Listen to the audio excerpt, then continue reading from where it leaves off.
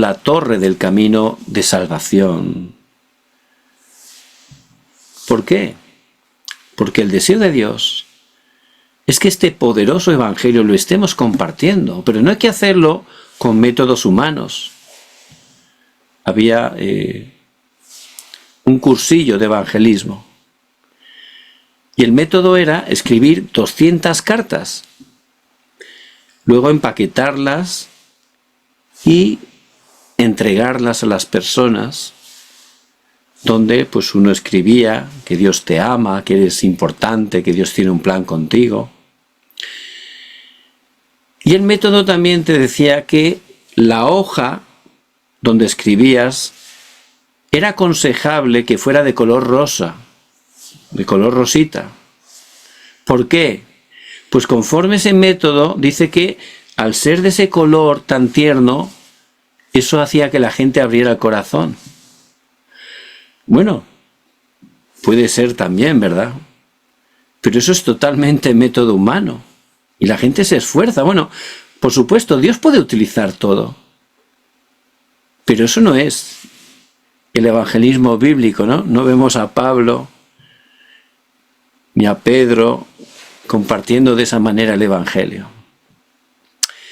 Y también hay un barrio en el centro de Seúl, la capital de Corea del Sur, que está siempre lleno de gente, ¿no? Es, bueno, multitudes, es una zona comercial.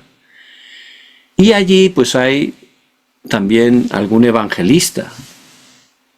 Y llevan un cartel muy grande que dice cielo o infierno. Entonces ese es su evangelismo, ¿no? Ponen himnos y empiezan a gritar que te vas a ir al infierno. ¿Dónde quieres ir, al cielo o al infierno? Por supuesto, Dios es soberano, Él puede utilizar todo. Pero no es exactamente ese evangelismo o ese movimiento del evangelismo bíblico que aparece en la palabra. Por eso nosotros hay que ceñirnos siempre a la palabra de Dios. Y en 1 de Pedro 3:15 dice que debemos como discípulos estar siempre bien preparados con el mensaje del evangelio.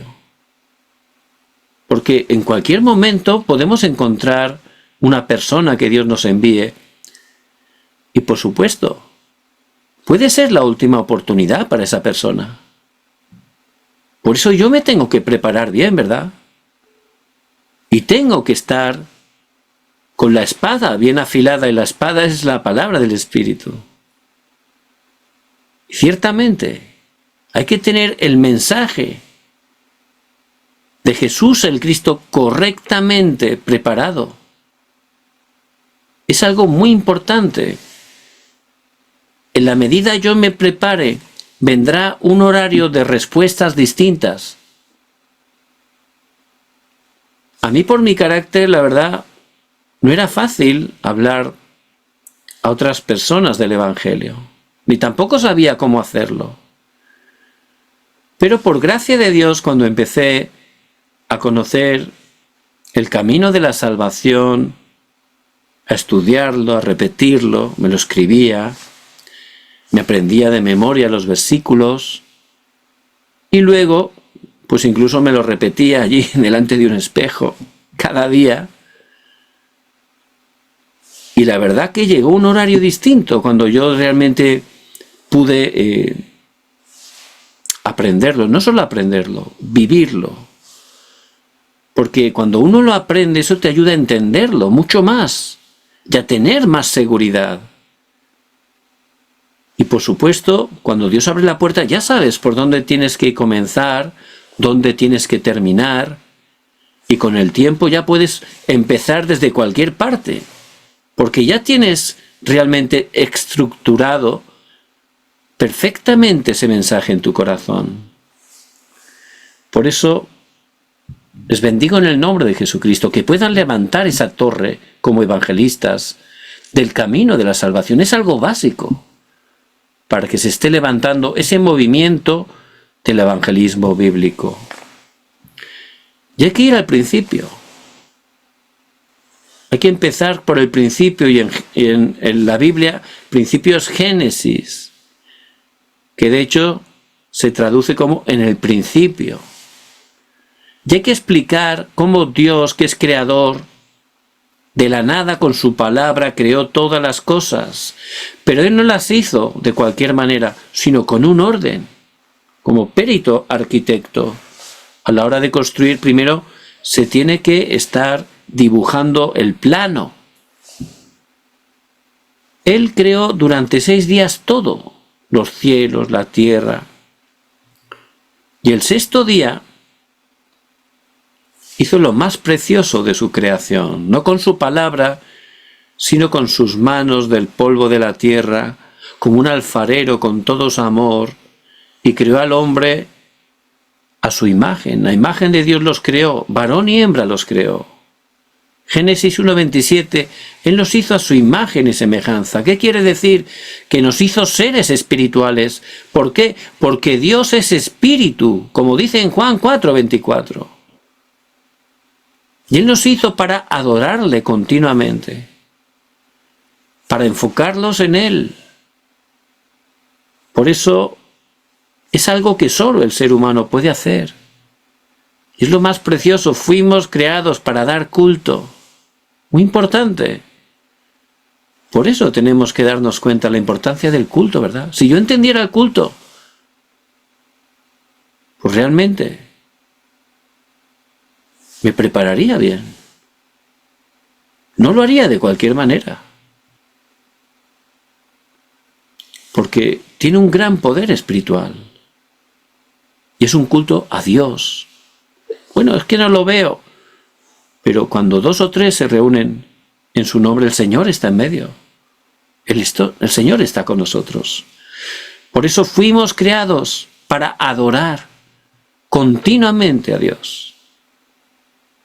En Génesis 1:28 nos bendijo. La primera palabra de Dios para el ser humano es bendición, y los bendijo Dios y les dijo: fructificad y multiplicaos, llenad la tierra y sojuzgadla.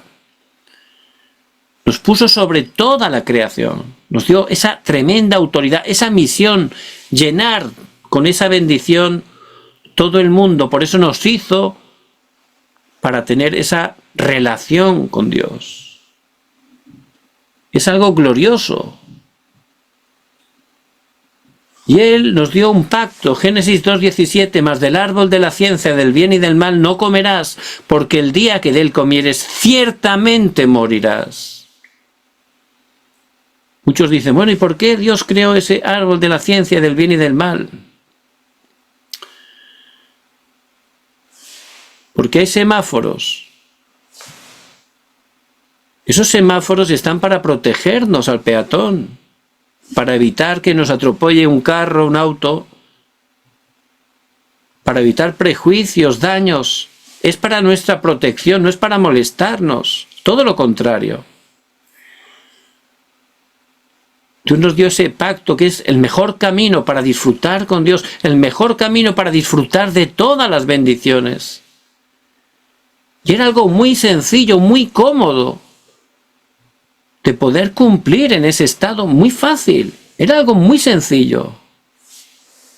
Por eso es muy importante que estemos explicando claramente el principio de la creación de Dios al ser humano.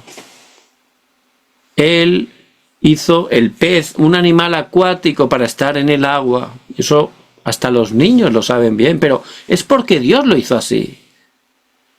Él hizo los árboles para estar arraigados en la tierra.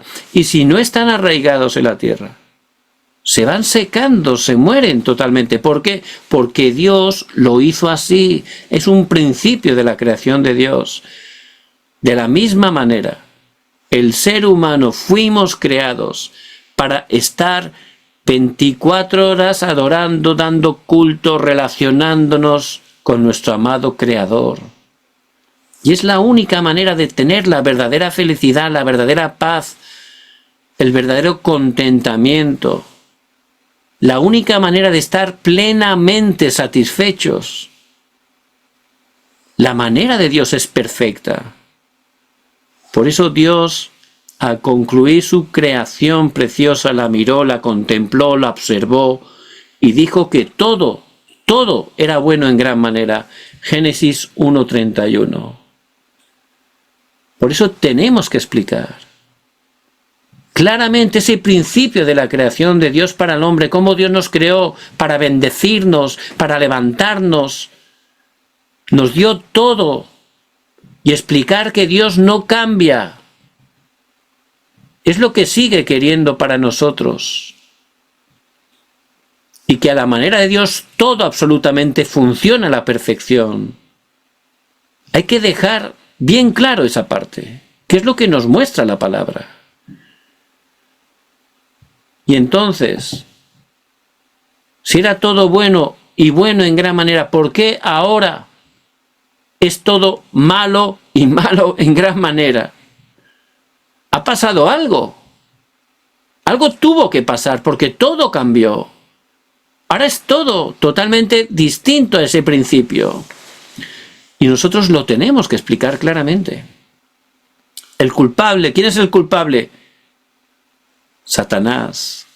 Satanás fue creado un querubín protector al principio, casi perfecto, pero se rebeló contra Dios. Y en su rebelión engañó a 1/3 de los ángeles del cielo, que cayeron, por supuesto. Una criatura no puede vencer a nuestro amado Creador. Como no podía vencer al Creador, Él también intenta dañarlo a través de nosotros, que también somos una creación especial de Dios. Por eso apareció en el huerto del Edén, y allí, a través de una serpiente, como solo explica en Génesis 3, Él, que es homicida desde el principio, que es mentiroso y padre de mentira, allí, para cumplir su función que aparece en Juan 10:10, que Él vino a hurtar, a matar y a destruir, pues a través de la serpiente hizo que el hombre perdiera el pacto. No morirás, sino que serás como Dios. Mentira. Es la primera mentira registrada en la palabra de Dios, porque este Satanás es mentiroso y padre de mentira. Por eso, engañado por Satanás, el hombre pecó. Fue el hombre que pecó. Y realmente ahí todo cambió. Eso es lo que llamamos el pecado original. Y tuvo terribles consecuencias. Ahí empezó ese problema fundamental. El hombre comenzó a vivir en pecado. Empezó a tener una naturaleza de pecado que tiende al mal. Por tener esa naturaleza de pecadores, cometemos pecados de acción sin poder apenas evitarlo. El hombre empezó a vivir a causa del pecado en desastres, en maldiciones, como aparece en Génesis 3 del 1 al 20. No solo empezó a ser pecador y a estar atado por esas cadenas del pecado, que son cadenas espirituales. Él empezó a estar separado de Dios porque murió espiritualmente, como Dios le había dicho.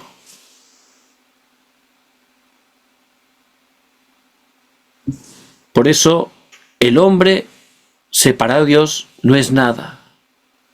Por cuanto todos pecaron y están destituidos, separados, apartados de la gloria de Dios. Romanos 3:23. En tercer lugar, el ser humano que fue creado y le dio Dios la autoridad de gobernar y sojuzgar todas las cosas, al desobedecer a Dios y al obedecer a Satanás, le dio esa autoridad a Satanás desde ese momento.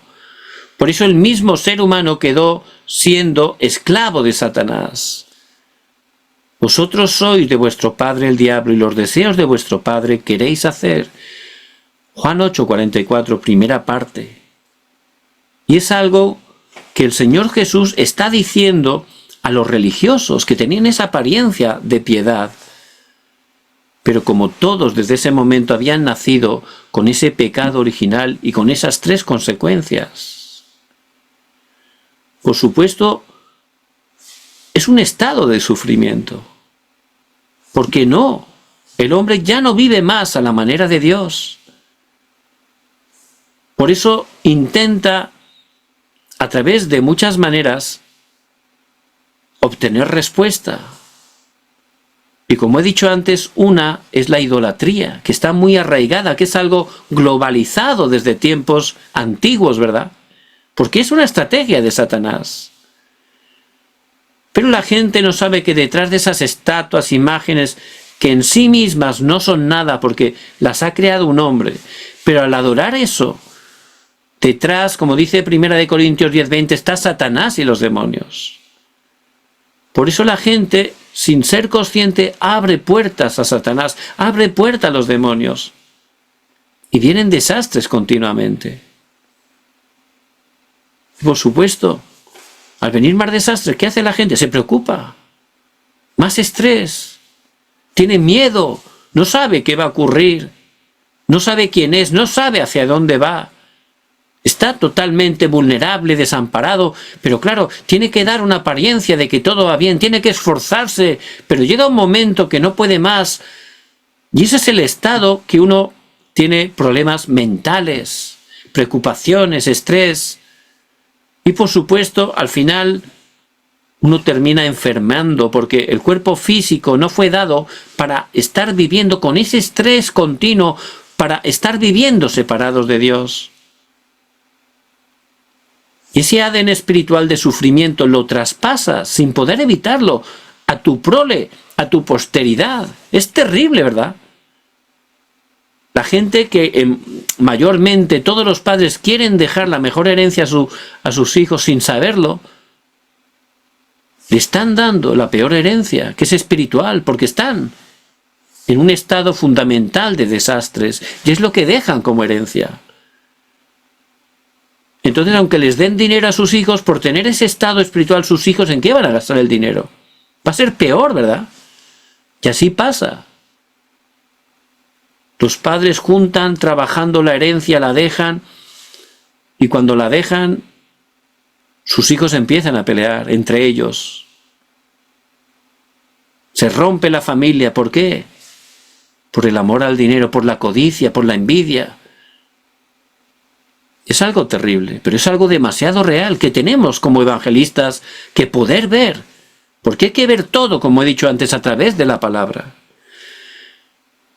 Y el sufrimiento llega a ser eterno, porque una persona que muere físicamente apartada de Dios va a vivir una eternidad apartada de Dios en un lugar de sufrimiento que es el infierno.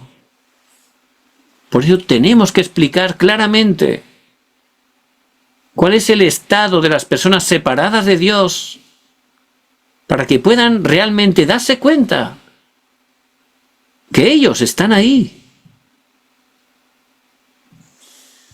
También tenemos que explicar que el esfuerzo humano, la Biblia nos dice que no vale absolutamente para nada, que el hombre en ese estado caído, nada absolutamente que haga por sí mismo le puede librar, le puede restaurar. Hay muchas religiones, ¿verdad? Y todas aparentemente tienen cosas buenas. Pero ninguna religión salva. ¿Por qué? Porque es el esfuerzo del hombre, y al ser el hombre pecador, su esfuerzo no funciona. Por eso Pedro, en Hechos 4:12 dice: y en ningún otro hay salvación, porque no hay otro nombre bajo el cielo dado a los hombres en que podamos ser salvos, solo en el poderoso nombre de Jesús el Cristo. Y todas las religiones dicen, bueno, si haces buenas obras, buenas acciones, pues a través de eso recibes la salvación. Pero la palabra de Dios, que es la verdad, nos muestra absolutamente lo contrario. Al ser pecadores, dice, todos lo que supuestamente llamamos buenas obras, a los ojos de Dios es pecado, es como trapos de inmundicia. No tiene ningún valor absoluto para poder salvarnos, ni tampoco la filosofía. Pablo, que había estudiado filosofía en Tarso, que era la cuna en ese tiempo de la filosofía en el mundo antiguo, él no había podido encontrar ninguna respuesta, estaba sufriendo, aunque él sabía mucha filosofía, porque la filosofía es algo intelectual, sabiduría humana, que no tiene realmente ningún valor para solucionar un problema que es de índole espiritual. Por eso hay que explicar.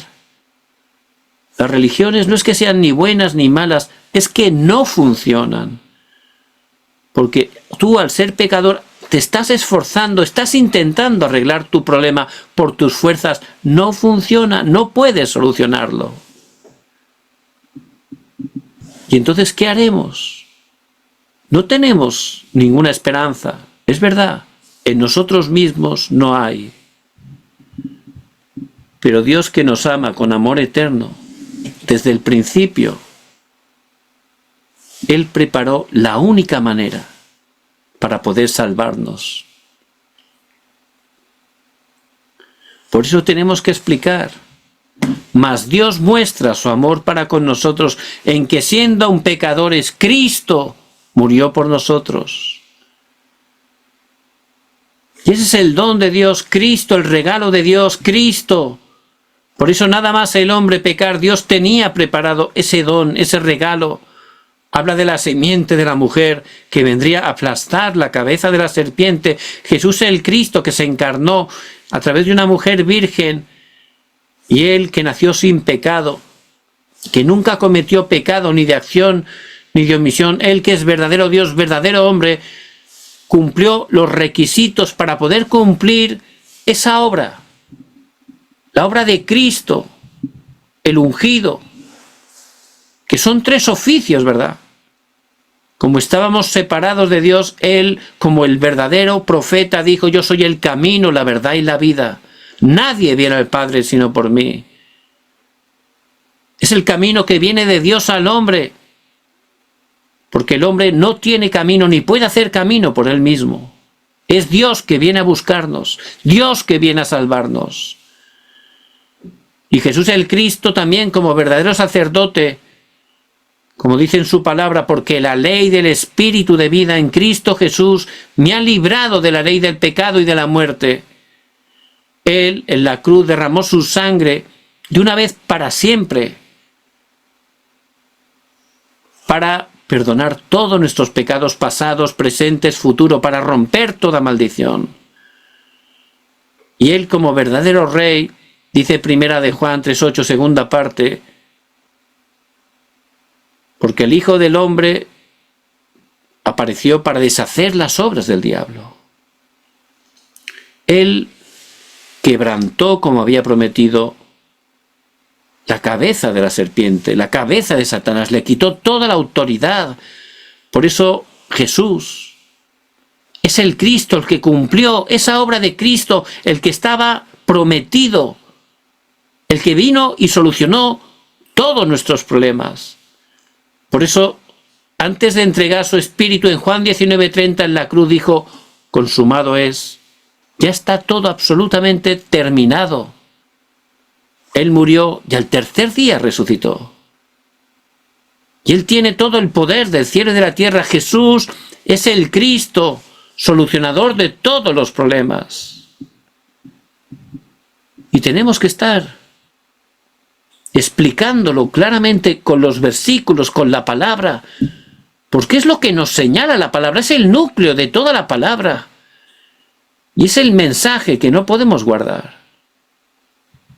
El mensaje que predicaba Pedro, el mensaje que predicaba Pablo, y que en este tiempo Dios te ha llamado para que lo puedas compartir a tiempo, fuera de tiempo, que Jesús es el Cristo. Y tenemos que explicar este mensaje. Si el Espíritu Santo obra, porque Dios es el que hace la obra, si esa persona se da cuenta que es pecadora, se arrepiente y entiende por gracia de Dios que Jesús el Cristo es el único y suficiente Salvador, tenemos que estar preparados también para que pueda estar aceptando conforme a la palabra que Jesús es el Cristo y recibiéndolo en su corazón como Salvador para que empiece a ser el Señor de su vida. Porque es lo que nos enseña la palabra: mas a todos los que le recibieron, a los que creen en su nombre, les dio potestad de ser hechos hijos de Dios. Juan 1:12. Porque de tal manera amó Dios al mundo que ha dado a su Hijo unigénito para que todo aquel que en él cree no se pierda, mas tenga vida eterna. Hay que aceptarlo, hay que recibirlo. De cierto os digo, el que oye mi palabra y cree en el que me envió tiene vida eterna, y no vendrá a condenación, mas ha pasado de muerte a vida. Solo a través de Jesús el Cristo podemos pasar de muerte a vida. Por eso, que si confesares con tu boca que Jesús es el Señor y creyeres en tu corazón que Dios lo levantó de los muertos, serás salvo, porque con el corazón se cree para justicia, pero con la boca se confiesa para salvación. Y el 13, todo aquel que invocar el nombre del Señor será salvo. Si esa persona, por gracia de Dios, se da cuenta que es pecadora, se arrepiente y quiere recibir a Cristo, tenemos que ayudarle. ¿Cómo? Pues ayudándole a que pueda estar repitiendo esa oración delante de Dios con todo su corazón, porque Dios es espíritu. Por eso vamos a orar. Padre, reconozco que soy pecador y me arrepiento. Creo que Jesús, el Cristo, murió en la cruz para salvarme, que Él murió y al tercer día resucitó para darme una nueva vida. Jesucristo, entra en mi corazón y sálvame. Que desde este momento seas el Señor de mi vida, de todo lo que soy, de todo lo que tengo. Renuncio a toda obra de la oscuridad en mi vida y te entrego mi vida para que me puedas utilizar proclamando el Evangelio de Jesús el Cristo hasta lo último de la tierra. Oro en el nombre de Jesús el Cristo. Amén.